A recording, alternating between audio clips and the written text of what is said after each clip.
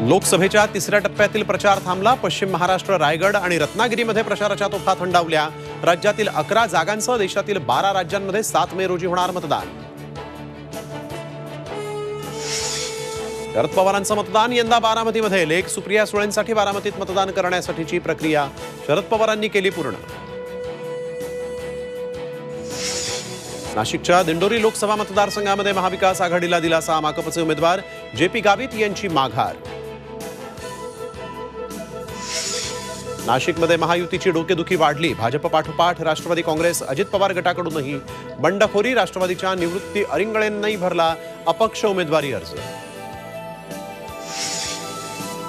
आढळराव पाटील निवडणुकीतून माघार घेणार का? संसदेत आढळरावांनी विचारलेल्या प्रश्नांचे पुरावे दाखवत कोल्हेंचा सवाल तर सादर केलेले आरोप बिनबुडाचे. आढळराव पाटील यांचाही पलटवार. मुंबईतल्या BKC मध्ये बनावट नोटा छापणाऱ्यांना अटक. भारतनगर परिसरात बनावट नोटांचा छापखाना. 100 आणि 500 रुपयांच्या बनावट नोटा जप्त.